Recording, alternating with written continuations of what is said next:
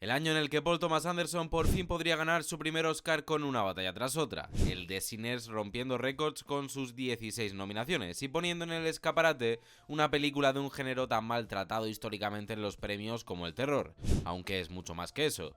El año en el que casi seguro que Timothée Chalamet se lleva la estatuilla que tanto ansía y con la que sueña por las noches, o quién sabe si la sensibilidad y el pulso de Chloe Zhao con Hamnet le pasa por la derecha a todas las demás. Desde que los Oscar admiten 10 candidatas en las nominadas a Mejor Película, más allá de las 2 o 3 favoritas que ahora conoceremos, han presentado un esquema similar. Tenemos siempre un biopic de algún personaje histórico que por otra parte sirve para el lucimiento de su protagonista principal, como puede ser Elvis, Maestro, un completo desconocido o este año Marty Supreme, el representante de la taquilla en forma de blockbuster de masas. Ahí tenemos a Top Gun Maverick, Barbie, Wicked o Fórmula 1, la representante del cine internacional que sobre todo después de que ganara Parásitos tiene mucha más cabida, como puede ser Drive My Car, el Triángulo de la Tristeza, La Zona de Interés, Aún sigo aquí o este año Agente Secreto, o alguna película más independiente que suele tratar temáticas sociales, como por ejemplo Ellas Hablan, The Holdovers, Nickel Boys o Sueños de trenes. Sin embargo, siempre va a haber 2 o 3 favoritas que acumulen la mayoría de miradas y la mayoría de premios. De hecho, históricamente siempre han sido 5 las nominadas a Mejor Película, hasta 2008, donde se cambiaba un sistema de porcentajes que realmente nadie entendía y a veces eran 8, otras veces 9 y en algunas pocas ocasiones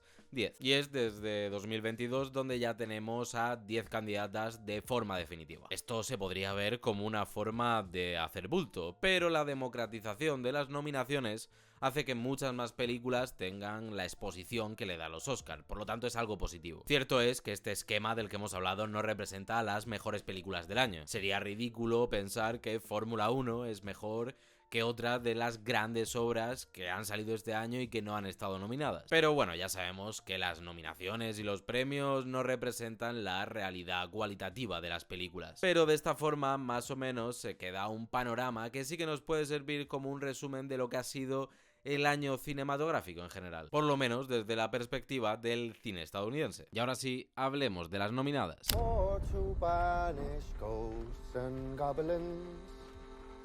A brand new pair of brogues to rattle over the... Cuando la gente me pregunta, Andrés, ¿se merece Sinners las 16 nominaciones? ¿Es acaso la mejor película de la historia? Y realmente nadie me lo pregunta, pero si alguien me lo preguntase, diría que sí, más o menos tienen sentido. La película de Ryan Coogler es una película atípica en todos los sentidos. Se trata de una historia con guión original y supone una mezcla de géneros súper interesante.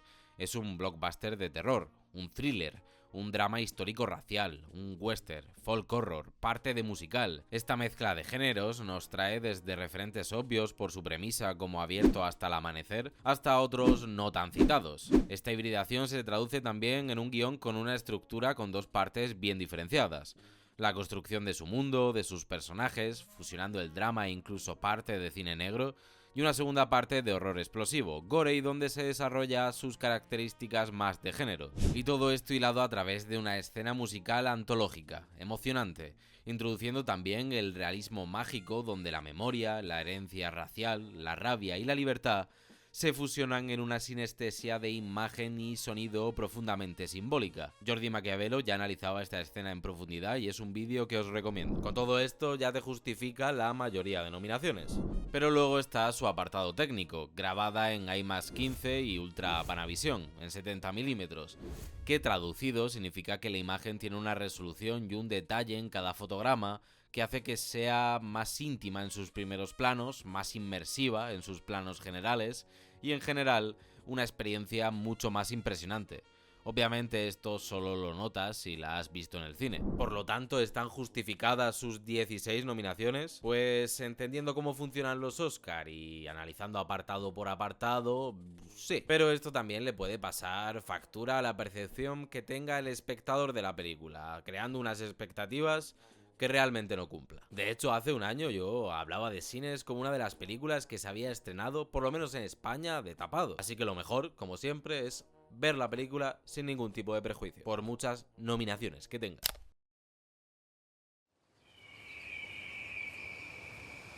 Hamlet es una película que revierte el significado del dolor humano para explicar la creación artística.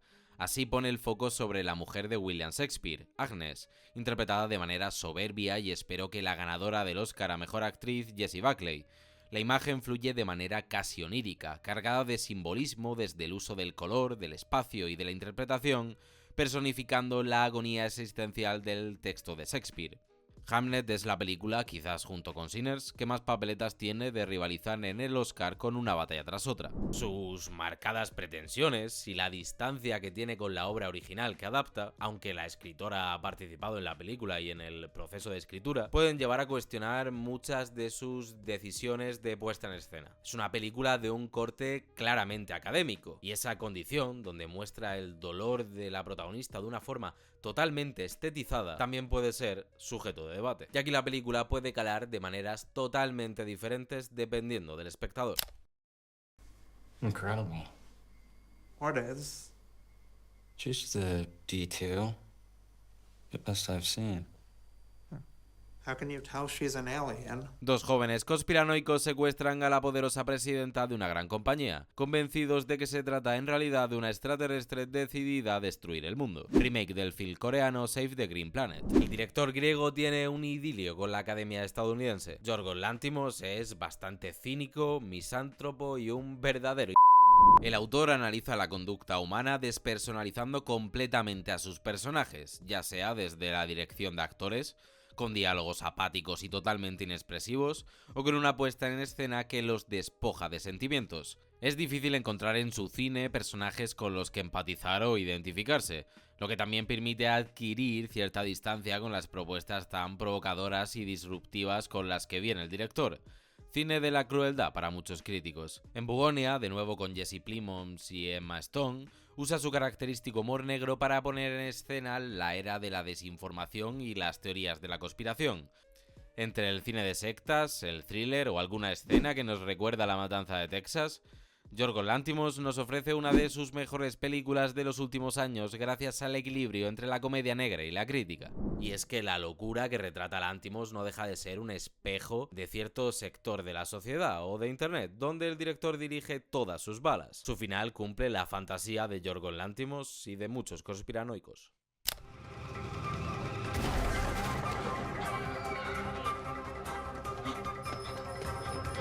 Marty Mauser, un joven buscavidas que juega al ping-pong con una ambición desmesurada, está dispuesto a todo para cumplir su sueño. Joshua Safdie mantiene la impronta estilística de sus trabajos anteriores, pero esta vez en solitario. Su hermano Ben Safdie también estrenó este año The Smashing Machine, pero ha sido Marty Supreme y Timothée Chalamet quien se ha adelantado en la carrera por el Oscar, una película de un ritmo vertiginoso y asfixiante, encerrando a su protagonista a través del encuadre y el montaje a golpe de pala. El director sigue con su disección de las clases sin ningún tipo de condescendencia. El concepto de éxito en la película y la obsesión de los que lo persiguen está ligado a la falta de moralidad de las acciones de todos sus personajes.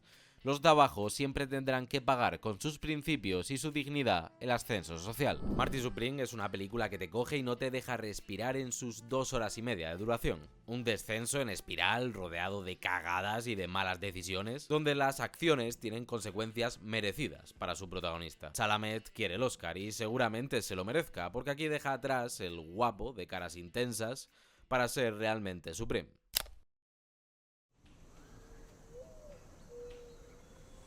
Beautiful, ain't it? What is? En la película seguimos a un jornalero que trabaja talando árboles en Idaho durante la construcción del ferrocarril en el oeste americano a principios del siglo XX. Golpeado por la tragedia, lucha por adaptarse a su nuevo entorno, y del no parar de Marty Supreme al perpetuo transcurso de una vida. En Sueños de trenes tenemos la inexorabilidad del tiempo frente a la indivisible experiencia personal, fugaz, lírica, trágica de una vida. Un western que recuerda los orígenes de los Estados Unidos de la manera más humanista posible. No hay nada grandilocuente, pero todo es importante. Una película que quiere hablar de la trascendencia de lo aparentemente intrascendente a través de los ojos de su protagonista, siempre rodeado de grandes paisajes que lo empequeñecen o de una preciosista luz natural que acompaña todo el relato. Todo está conectado en una puesta en escena cuya imagen se desdibuja entre el recuerdo, la memoria, el momento y el porvenir. Sus pretensiones de ser más poética que explícita o convencional seguro que le cuesta más de uno. Vamos, sueños de trenes, mejor no te la veas con sueño.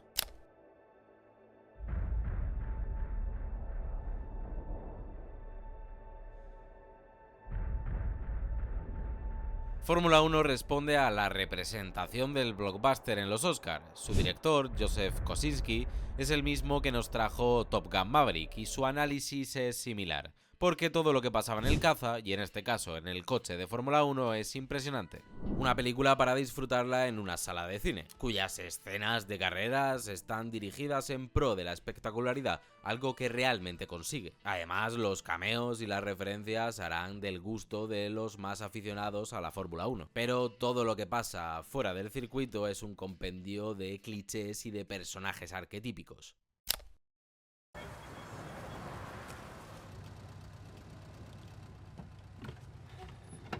En 1977, durante la dictadura militar brasileña, Marcelo, un profesor que huye de un pasado turbulento, regresa huyendo a la ciudad de Recife, donde espera construir una nueva vida y reencontrarse con su hijo. Segundo año consecutivo donde los Oscar tienen representación brasileña tratando el tema de la memoria histórica. El agente secreto es un ejercicio de cine clásico, un thriller político y coral, destacando a Wagner Moura y sobre todo el personaje de Doña Sebastiana, interpretada por Tania María, que es imposible que no te robe el corazón. La película de Clever Mendoza quiere ser muchas cosas y el director dota la propuesta de muchísimas capas.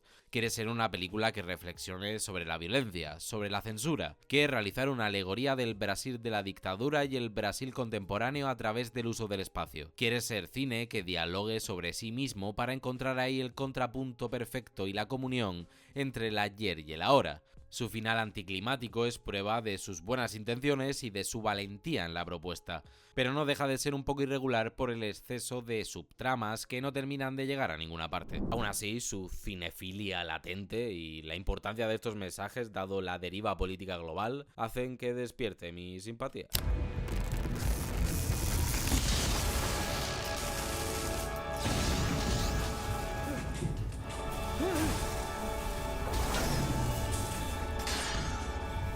Pues seguramente me caiga hate por esto, pero Frankenstein es la película que menos me gusta de las nominadas al Oscar. Amo a Guillermo del Toro y seguramente la ciencia ficción, el terror y los monstruos sea el lugar donde más cómodo me siento y donde más disfruto. Pero Frankenstein me parece una mierda. La película tiene muchísimas virtudes, su diseño de producción, la actuación de Lordi o Mia Goth, el uso del color y el vestuario o el romanticismo general que desprende la cinta. Pero tiene otras tantas taras que ya no sé si son decisiones tomadas por Guillermo del Toro o impuestas por Netflix que me parecen bastante cutres. Sobre todo ese filtro en la imagen que tiene toda producción de Netflix, que hace que todos sus productos se vean de una manera homogénea. A esto le dedicaré un vídeo particular porque es un tema complejo. La película es tremendamente sobreexpositiva, no hay una emoción que no esté explicada o verbalizada en la misma. Oscar Isaac está totalmente sobreactuado como Frankenstein y acaba siendo bastante insoportable.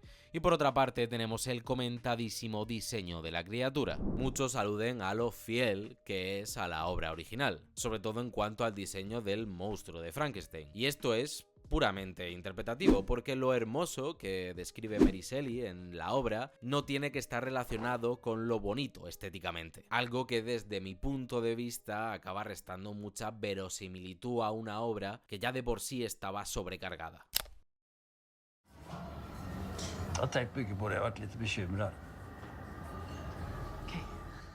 Tras la muerte de su madre, las hermanas Nora y Agnes se reencuentran con su distanciado padre, Gustav Borg, un veterano director de cine de renombre que le ofrece a su hija Nora, actriz de teatro, un papel en su próxima película. Con la herencia del cine de Bergman tenemos Valor Sentimental, un drama paterno-filial que se disecciona a través del diálogo cinematográfico entre la propia película y el rodaje que articula la trama. Es un dramón sobre la herencia de los traumas y cómo estos se acaban traduciendo en nuestra vida adulta, teniendo su catarsis en la representación escénica, audiovisual o teatral. La película noruega es la mayor candidata a llevarse el Oscar a Mejor Película Internacional, algo que paradójicamente resta sus posibilidades de llevarse el Oscar a Mejor Película. Valor Sentimental es una película que derrocha sinceridad por todos sus poros. La obra trabaja sobre la contención dramática, como habitúa el cine de autor europeo. haciendo de la puesta en escena del espacio, y en concreto de una casa que acaba convirtiéndose en un personaje más, un espejo de la memoria, el recuerdo y el legado. Alright, lift your shirt and turn around. Put your hands on top of your head. Un hombre que creía haber dejado atrás la revolución se ve arrastrado de nuevo al caos cuando el pasado llama a su puerta. En una época de tremenda convulsión política e inestabilidad en Estados Unidos, Paul Thomas Anderson ha hecho una película totalmente discursiva, con carácter revolucionario, pero con un corpus dramático centrado en lo más simple, la relación disfuncional entre un padre y una hija. Está claro que Paul Thomas Anderson es uno de los grandes autores del cine norteamericano contemporáneo. Es de los pocos directores que firma casi todas sus películas como obras maestras, y no tiene ningún premio de la Academia, curiosamente como le pasó a Alfred Hitchcock o a Stanley Kubrick. De esto serán plenamente conscientes, y huele a Oscar no solo por la obra en sí que firma Anderson, sino por la sensación de que de alguna manera se lo deben. Una batalla tras otra adapta de manera libre la obra inadaptable Vineland de Thomas Pynchon. El director firma una obra que juega con varios géneros: el western crepuscular, el thriller político, la road movie. Anderson ha tenido varias etapas en su filmografía, desde el cine coral y frenético de montajes acelerados con herencia de Scorsese, en Boogie Nights y Magnolia, por ejemplo, la inclasificable Punch Drunk Love, mi favorita, hasta la disección de la psique humana a través de una puesta en escena milimétrica en Pozos de Ambición, The Master o El Hilo Invisible. En una batalla tras otra encontramos más a ese Paul Thomas Anderson de sus primeras películas, pero mucho más depurado. La combinación de tonos del director pasa por el desarrollo y la interpretación de sus personajes, que saltan desde lo entrañable hasta lo patético y desde lo temible hasta lo caricaturesco. Leonardo DiCaprio compone un personaje de una humanidad deslumbrante, que además derrocha toda la vis cómica del actor en lo que puede ser uno de sus mejores papeles, al más puro estilo del gran Lebowski.